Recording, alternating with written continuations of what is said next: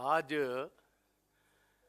विशेष तौर में पंजाब से जो हमारी नेशनल प्रेस है उनसे चर्चा करने के लिए आज एआईसीसी अपने पार्टी के हेडक्वार्टर्स आया हूं और मैं बहुत थैंकफुल हूं हमारी पार्टी की लीडरशिप का कि उन्होंने मुझे मौका दिया है कि किसानों की आज सारे हिंदुस्तान के किसानों की बात कर पाऊं और विशेष तौर पर जो आज हालात पंजाब में 13 फरवरी से आज तक बने हुए हैं, तकरीबन 12-15 दिन हो गए।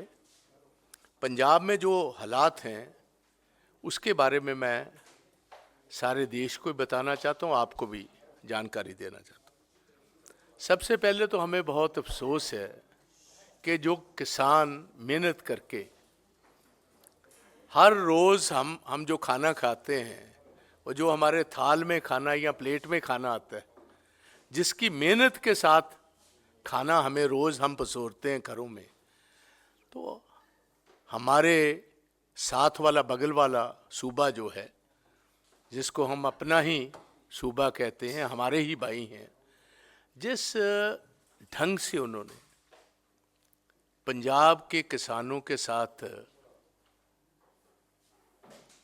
अन्याय किया है या जो व्यवहार किया है उसको हम सख्त शब्दों में मैं कंडेम करता हूँ।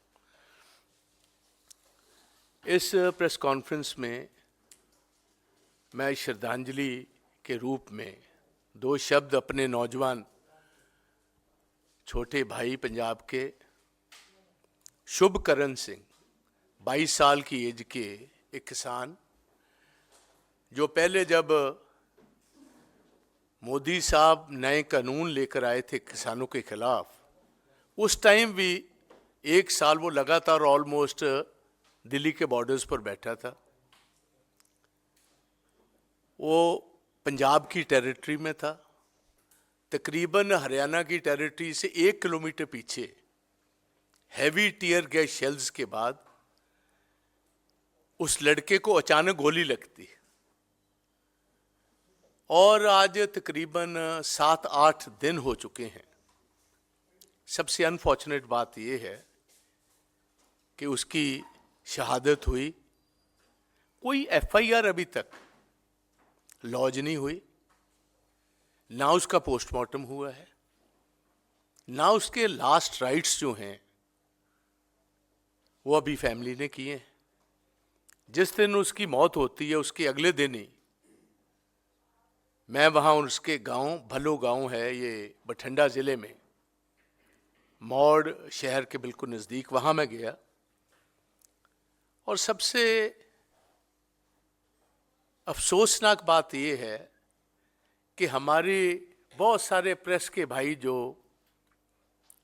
दिल्ली में बैठे हुए रोज़ चर्चा करते हैं कि ये पंजाब का किसान एमएसपी मांगता है, कभी कुछ मांगता है, ये तो बहुत प्रफुल्लित है, ये तो बहुत अमीर है, इनके तो बड़े बड़े फार्म हाउसेज हैं, ये तो बड़ी बड़ी गाड़ियों में घूमते हैं। मैं थोड़ा सा प्रेस को ये बताना चाहता हूँ, शुभकरण सिंह 2 एकड़ का मालिक था। पिता उनके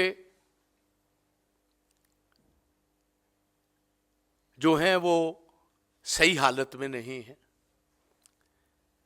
घर पे ही बैठे हुए हैं, कुछ काम नहीं कर रहे कई सालों के साथ। एक बहन की शादी पर 1.5 एकड़ जमीन बेचकर बहन की शादी की। एक छोटी बहन है और कर्जा है उन पर 20 लाख रुपए का। 2 एकड़ जमीन, 1.5 एकड़ जमीन बेची अपनी बहन की शादी में। एक बहन अभी इधर है और उसका बेसिक जो उसका एम था जाने का यही था कि मेरा कर्जा माफ होना चाहिए। उसके गांव जब मैं गया, जो उसके साथ एक साथी था उसने बताया कि जी ऐसे फोन सुन रहा था, अचानक जब हमें पता चला कि एकदम ये गिर गया, क्या बात हुई, पीछे देखा बहुत एक रिवॉल्वर या गन शॉट का फायर लगा हुआ। तो मैं ये बात आपको ये कहने आया हूं कि 6-6 महीने किसान मेहनत करता है, बच्चों की तरह फसल की पानी लगाता है, गुडाई करता है, खाद डालता है, पेस्टिसाइड डालता है, और 6 महीने के बाद जब वो अपनी एक बेसिक अपना हक मांगता है तो हम हक देने को तैयार नहीं। मैं थोड़ा सा प्रेस को इस टाइम पर ब्रीफ करना चाहता हूं कि मोदी साहब 60% पंजाब जो हिंदुस्तान की आज भी इकोनॉमी है वो एग्रीकल्चर बेस्ड है। 60% लोग आप आज के दिन भी गांव में रूरल इंडिया में रहते। साल इधर वो रहे, 700 से ज्यादा शहादतें हुई,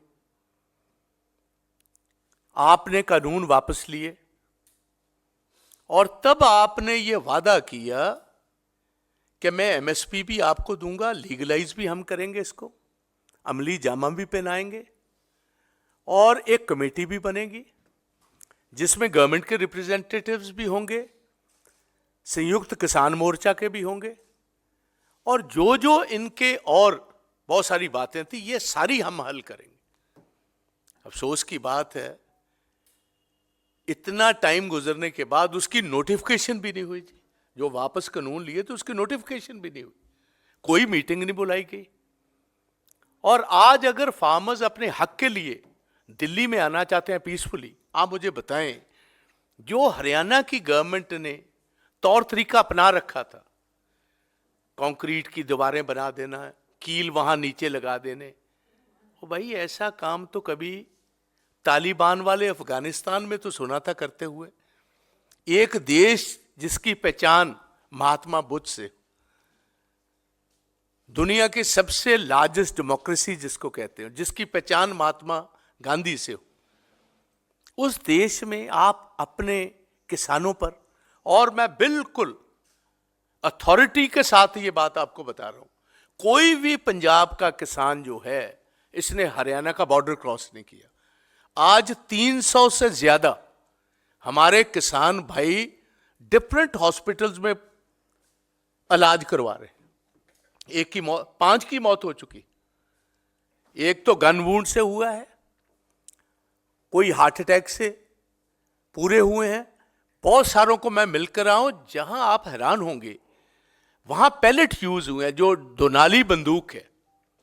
आप देखिए दोनाली, एक पहले तो पानी के वो छोड़े जा रहे थे, फिर इन्होंने वो गोले दागे जी, वहां गोले दागने के बाद दोनाली का इस्तेमाल हुआ, जो ना तो इंडियन आर्म्ड फोर्सेस के पास है, ना पैरामिलिट्री फोर्सेस के पास है, ना हरियाणा पुलिस के पास। और पंजाब की टेरिटरी में घुसकर पहले टीयर गैस शेल्स बहुत जबरदस्त फायर किए, और जब लोग थोड़ा सा पीछे गए, कुछ लोगों को आकर जो मौके पर उनको बड़ी बोरियों में डालकर उठाकर ले गए। एक प्रीतपाल सिंह नाम का किसान ऐसा है जिसको हमारे खनौरी बॉर्डर से उठाया, पंजाब की टेरिटरी से, उसकी दोनों टांगें तोड़ दी गई, दोनों बाजू तोड़ दिए गए, दोनों उसके जॉज तोड़ दिए गए, और उसको अल्टीमेटली पीजीआई रोहतक से गवर्नमेंट की इंटरवेंशन से, chief secretary to chief secretary की इंटरवेंशन और कोर्ट्स की डायरेक्शंस पर उसको पीजीआई रोहतक से उठाकर अब पीजीआई चंडीगढ़ लेकर आए। 350 ऐसे लोग हैं जिनको मैं खुद मिला हूं, जिनका जो जब उनकी एमएलआर हुई है उसमें पैलेट्स बॉडी में पाए गए, उसका मतलब दोनाली के फायर किए गए और कार्ट्रिज ऐसा इस्तेमाल किया गया जिसके साथ इंपैक्ट ज्यादा हो। ठीक है, जान ना जाए मगर इंपैक्ट बहुत ज्यादा। आज के दिन कोई कार्रवाई नहीं हुई और मुझे अफसोस है इस बात का कि प्रधानमंत्री जी, आप प्रधानमंत्री हो सारे देश के, पंजाब का किसान हो, हरियाणा का हो, वेस्टर्न यूपी का हो, राजस्थान का हो, ये तो सभी आपके हैं। आपने एक दफा भी शुभ कर्मन की डेथ पर कोई अफसोस तक नहीं प्रगटाया। कोई आपका ट्वीट नहीं है, कोई हरियाणा का चीफ मिनिस्टर का ट्वीट नहीं, कोई हरियाणा के होम मिनिस्टर ने कहीं ना सहानुभूति दिखाई है, ना अफसोस ही प्रगटाया है। 300 लोग फट्टेड हुए हो, गन शॉट्स के साथ मैं कह रहा हूं, मैं टीयर गैस शेल्स और वाटर कैनन्स की बात नहीं कर रहा। और मुझे विशेष तौर बहुत अफसोस है चीफ मिनिस्टर पंजाब पर भी।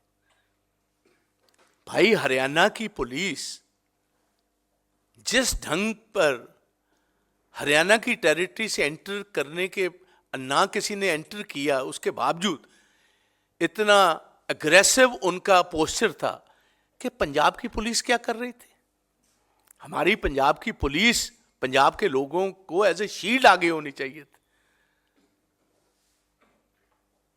और मैं आपके नोटिस में यह भी लाना चाहता हूं, प्रधानमंत्री ने इसी 26 जनवरी पर फ्रेंच प्रेसिडेंट मैक्रोन साहब को एज ए चीफ गेस्ट इधर बुलाया था। भारतीय जनता पार्टी की गवर्नमेंट कुछ उनसे ही सीख लेती। आज बहुत बड़े प्रोटेस्ट फ्रांस में, जर्मनी में, नेदरलैंड्स में, ऑस्ट्रिया में, मैड्रिड में, स्पेन में चल रहे हैं।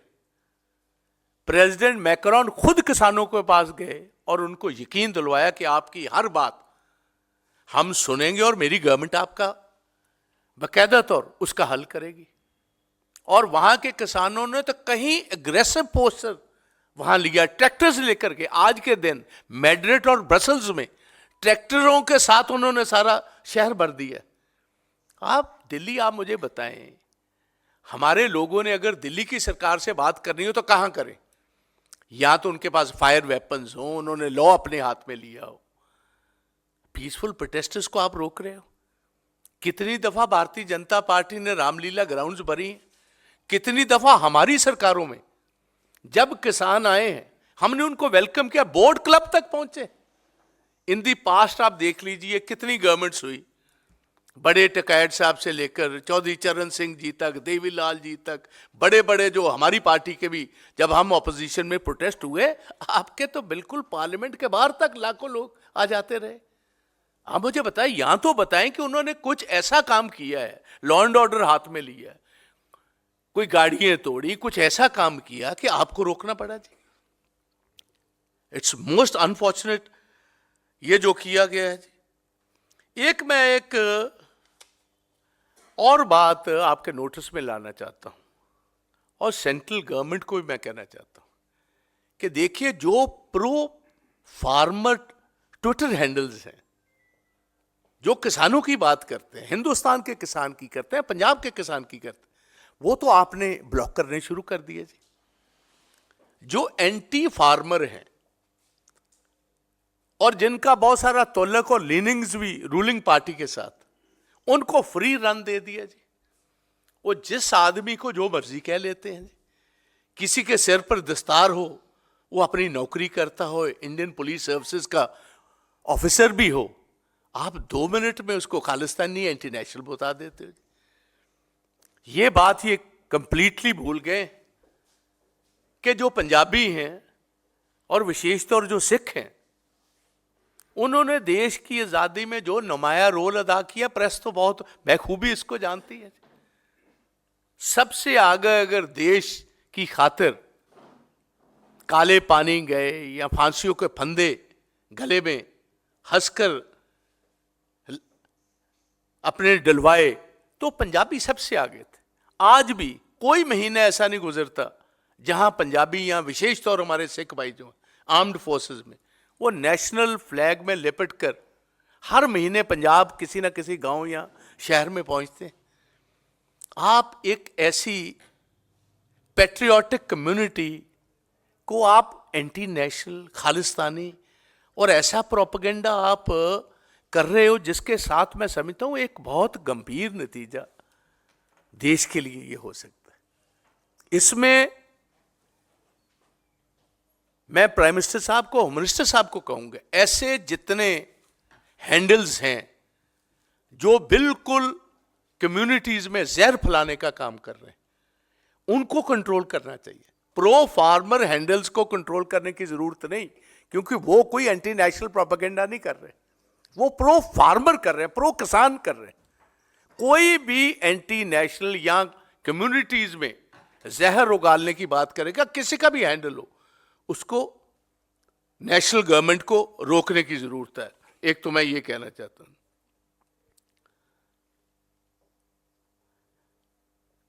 जहां तक एमएसपी की बात है,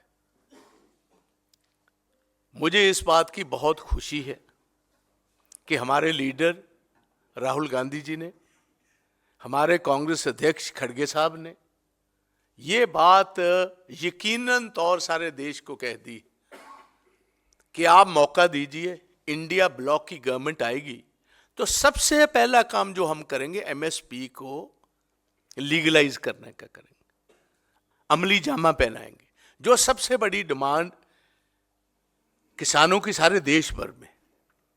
आप देखिए, मैं आपको थोड़ा सा ये बताना चाहता हूं, आज से 10 साल पहले 9 लाख करोड़ का कर्जा था समूचे हिंदुस्तान की किसानी पर। मनमोहन सिंह जी की गवर्नमेंट थी, 72,000 करोड़ का हमने भी किसानों का कर्जा वेव ऑफ किया था। मोदी साहब के सामने 2 विकल्प थे। एक विकल्प यह था कि किसानों का कर्जा माफ कर 75 साल की आजादी के बाद एक सबसे बड़ा एक token of thanks farming sector को यह किया जा सकता था कि आपका सारा कर्जा हम ऋण माफ करते, मगर यह नहीं किया। दूसरी तरफ पिछले 10 साल में जितने कॉर्पोरेट हाउसेस हैं उनको 11 लाख करोड़ का कर्जा जो है वो वेव ऑफ कर दिया। उसका मतलब ये बात इन्होंने बकायदा तौर साबित कर दी, और वर्ल्ड ओवर भी ये पेट एक ही है। अगर किसान की बात करोगे तो कॉर्पोरेट सेक्टर को नुकसान पहुंचेगा, अगर कॉर्पोरेट सेक्टर का आप ध्यान करोगे तो किसान का पेट कटेगा। तो इस गवर्नमेंट ने क्लैरिटी दे दी है, मोदी साहब की सरकार ने, कि हमारा हाथ कॉर्पोरेट के साथ है, ना किसान के साथ है, ना जवान के साथ। ये प्रायोरिटीज कंप्लीटली क्लियर हो चुकी। आज हिंदुस्तान देखिए, विशेष तौर हमारा खित्ता जो पंजाब का है, हरियाणा का है, हमारी 2 ही पहचान थी, एक किसान था, एक जवान था। जवान खत्म कर दिए, 22 साल की नौकरी खत्म कर 4 साल पर अग्निवीर ले आए। और मैं ये बताना चाहता हूं, 3 अग्निवीर पिछले 2 साल में उनकी डेथ हुई है। पंजाब के गांव में आए हैं पुणे साहब, कोई नेशनल फ्लैग में उनकी बॉडी नहीं लपेटी गई, कोई आर्मी के लोग उनको वहां तक छोड़ने नहीं आए, किसी किस्म की कोई मदद कोई सेंट्रल गवर्नमेंट से उनके लिए नहीं आई। नहीं तो आगे कोई भी जवान आता था, आर्मी के खुद लोग उनको, उनकी बटालियन के लोग छोड़ने आते थे, उनको गन सलूट दिया जाता था, उनको बाकायदा तौर सारी एक जो एक परंपरा होती है आर्मी की, उससे नवाजा जाता था। ये तो जैसे मशीनरीज आते हैं कहीं से, ऐसा व्यवहार उनके साथ किया जा रहा है। सेम किसानों की बात मैं कहना चाहता हूं। और एक हैरानी की बात आप देखिए, डॉक्टर एमएस स्वामीनाथन जी को मोदी साहब आपने नवाज दिया भारत रत्न के साथ। हम वेलकम करते हैं, सारे देश ने वेलकम किया, मगर जो जिंदगी का उनका फलसफा था, C2 50% जो प्रॉफिट किसानी को देना सारे इनपुट्स के बाद, और एमएसपी को लीगलाइज करना था, तो उस पर तो आपने मोहर नहीं लगाई। उनकी बेटी ने भी यही बात कही है, डॉक्टर मृदुला स्वामीनाथन जी ने, कि आप उनका जो पेपर था उसको मोहर लगाते, उस पॉलिसी को मोहर लगाते और डॉक्टर साहब को नवाजते, तो हम कहते भाई ये बहुत बढ़िया काम भारतीय जनता पार्टी ने किया। आपने उनको तो नवाज दिया, मगर उनकी जो पॉलिसी थी किसानों की, उस पर कोई किसी किस्म का ध्यान ही नहीं किया। मैं ये भी इनको बताना चाहता हूं, आज मैं खुद हाई कोर्ट में गया हूं। आज ही हमारी एक acting chief justice Punjab Haryana court में अर्ली लिस्टिंग की मेरी पिल लगी है, जो 29 फेब को उस पर सुनवाई है। उसमें मैंने विशेष तौर as leader of the opposition मैंने ये कहा है कि 300 लोग जो फट्टर पड़े, इनकी एफआईआर अभी नहीं हुई, एफआईआर दर्ज करवाई जाए, और साथ कोर्ट मॉनिटर्ड ये सारा काम होना चाहिए, क्योंकि ना तो हमें पंजाब गवर्नमेंट पर फेथ है और हरियाणा गवर्नमेंट पे तो हो ही नहीं कोई सकता जी। इसमें हम सारी बात में गए हैं। दूसरी बात एक मैं आपके नोटिस में लाना चाहता हूं कि आप देखिए कितनी हैरानी की बात है कि गवर्नमेंट ऑफ इंडिया जो है, पीयूष गोयल साहब, उन्होंने खुद वर्ल्ड ट्रेड ऑर्गेनाइजेशन में जाकर मीटिंग में यह बात कही कि हम जो आपकी एग्रीमेंट ऑन एग्रीकल्चर है, एओए, वो इम्बैलेंस्ड है और that is against the developing countries. हमारे किसान भी वही कह रहे हैं, हमारे किसानों की दलील भी वही है, और उनको हम किसी को एंटी नेशनल बता रहे हैं, किसी को टेररिस्ट बता रहे हैं। किसान भी यही कह रहे हैं कि जो WTO है वो अमीर डेवलप्ड मुल्कों की एक संस्था है जो हिंदुस्तान को हमारा हक जो है किसानों का मिनिमम सपोर्ट प्राइस का, उससे हमें दूर रख रहा है। आप वहां जाकर तो ये कहते हो कि इम्बैलेंस है, इधर हम जब अपना हक मांगते हैं तो उनको गोलियां मिलती हैं हक के बजाय। तो ये सारी चीज भी आपके नोटिस में है, आपको ये मैं बताना चाहता हूं। देखिए, मैं एक विशेष बात आज इधर कहना चाहता हूं।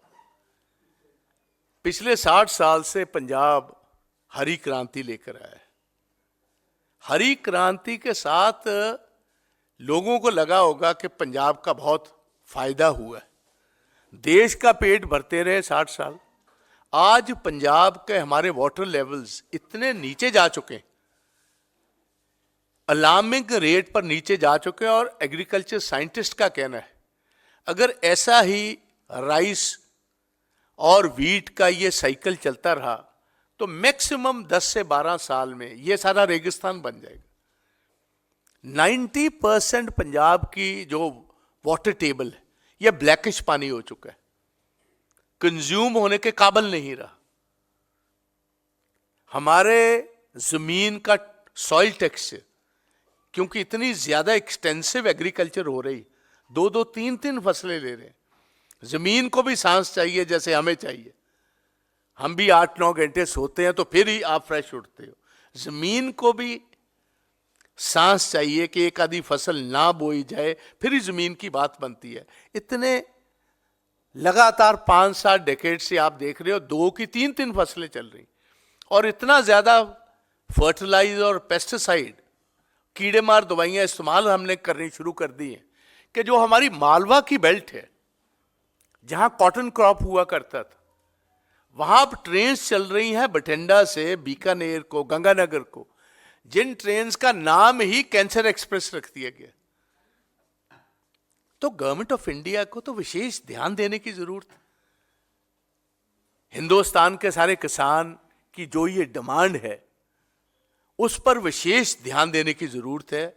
मगर मुझे बहुत अफसोस से कहना पड़ रहा है, गवर्नमेंट ऑफ द डे, ये भाजपा की गवर्नमेंट जो है, ये पिछले 2 साल से किसानों को टाल रही।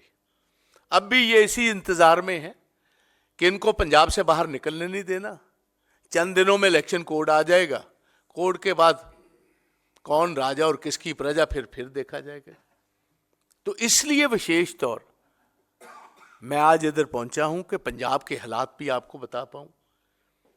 85% पंजाब का किसान ऐसा है, 85%, क्योंकि सारे देश को पता, 3 एकड़ से नीचे का मालिक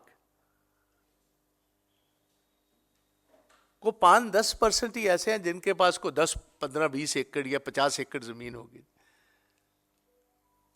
जो भी किसान पंजाब का कर रहा है, हमारी पार्टी इंडियन नेशनल कांग्रेस ईमानदारी से अपने किसानों के साथ पहले भी रही। मुझे याद है, मैं राज्यसभा में था, आप भाई बहुत सारे जानते हो, जब ये काले कानूनों के खिलाफ संघर्ष चला, हमारी पार्टी ने राज्यसभा में, लोकसभा में, पार्लियामेंट के बाहर, जनपद पर, हर जगह पर जहां भी किसान यूनियंस को जरूरत पड़ी, भारतीय ये संयुक्त किसान मोर्चा के जितनी भी ऑर्गेनाइजेशंस है, हमने उनका साथ दिया।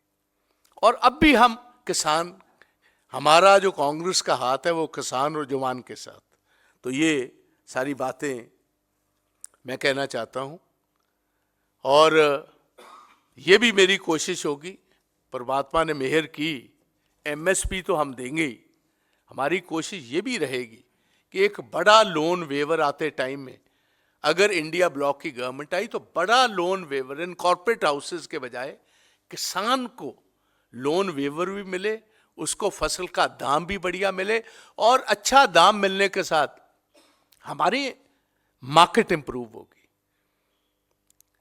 हर हिसाब से देश और प्रफुल्लित होगा।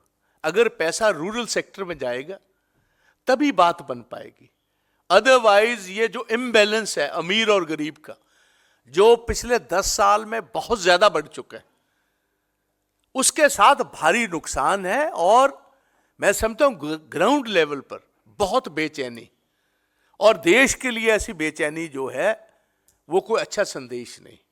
तो इतनी बात मैं कहना चाहता था।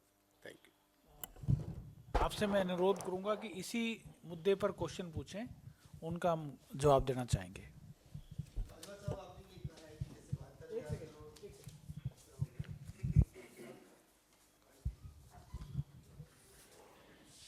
जिस तरह से यूपीए की सरकार आई थी, 72,000 करोड़ किसानों का माफ किया गया था, क्या कांग्रेस पार्टी अपने मैनिफेस्टो में ये वादा करेगी कि अगर इंडिया ब्लॉक की सरकार आती है तो जैसा कि आपने कहा एक बड़ा लोन वेवर, क्या अमाउंट हो सकता है जितना आप लोग किसानों को कर्ज माफी देंगे?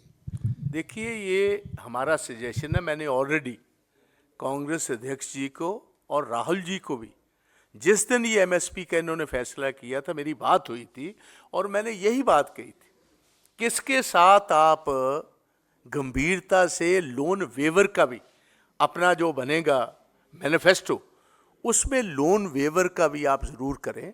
क्योंकि देखिए, कॉरपोरेट वर्ल्ड के साथ तो हम हैं नहीं, हम तो जवान के साथ, किसान के साथ, खेत मजदूर के साथ। तो इसलिए most probably I think so the party will come up with something which the farmers are looking forward to. हाँ जी।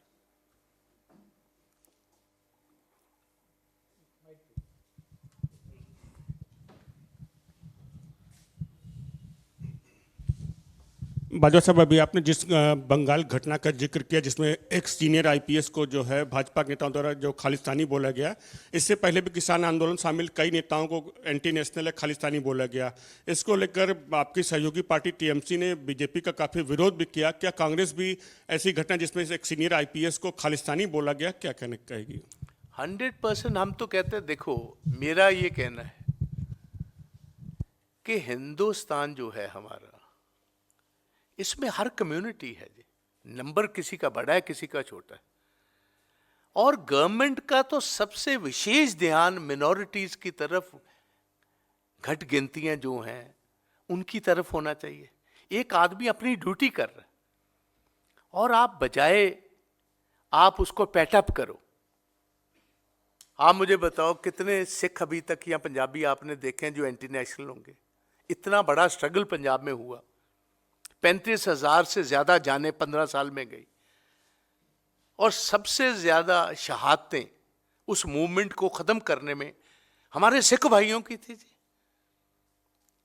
और ये हमें सबसे बड़ी गाली हमें ये लगती है अगर कोई हमें कहे ये एंटी नेशनल। भाई, इसमें हमने एक अपना पूरा देश छोड़ा इसके लिए जी। Especially the Punjabis and the Sikhs put all their eggs in the basket of India. हम तो अपनी जरगेज जमीनें जो हैं, 14% सिखों की पॉपुलेशन थी आज के पाकिस्तान में, 44% हमारी लैंड होल्डिंग्स थी। हम सभी को छोड़कर आज अपने इस देश में आए, और अगर इधर आकर हमें वही बात आज सुननी पड़े, इससे बड़ी अफसोसनाक बात क्या हो सकती? मेरे खुद के फादर जो है टेररिज्म में देश की एकता और अखंडता के लिए 5 लोगों के साथ उनकी शहादत हुई। आप मुझे बताओ हम क्या हैं? क्या खालिस्तानी है क्या एंटी नेशनल?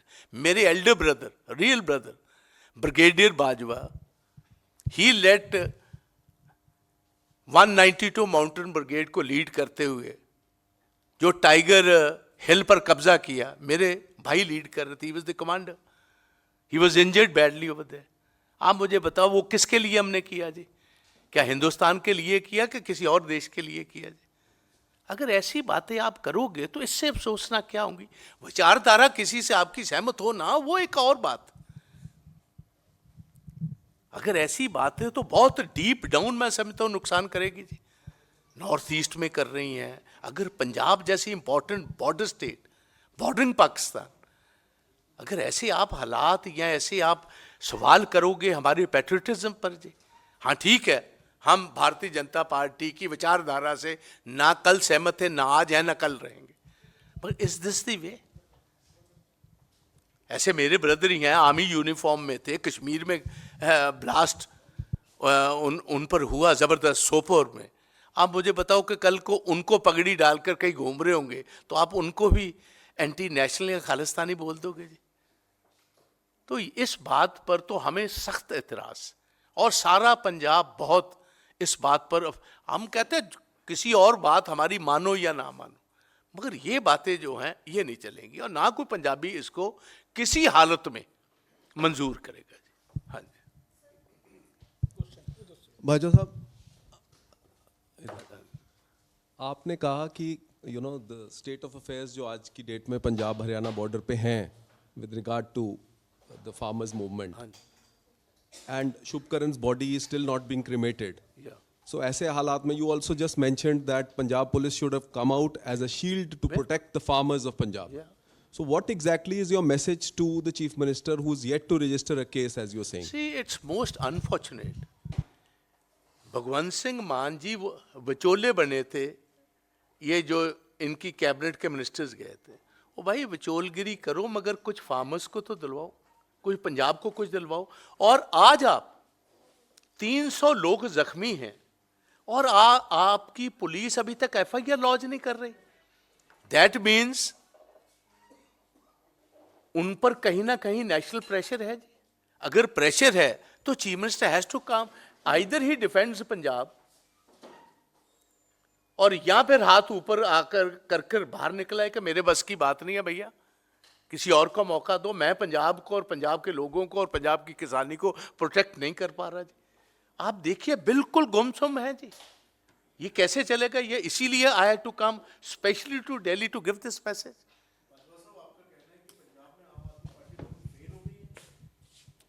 देखिए आप सवालों को किसी और लहजे में लेकर जा रहे हैं। मैं आप नहीं, वही तो मैं आपको इसी बात का तो मैं जवाब दे रहा हूं। जिम्मेवारी किसकी? जिम्मेवारी तो भगवंत मान की है ना जी। अगर निभा पा रहे होते मुझे इधर आने की क्या जरूरत है? हाँ जी, thank you. Any other question?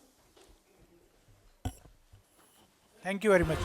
न्याय का हक मिलने तक।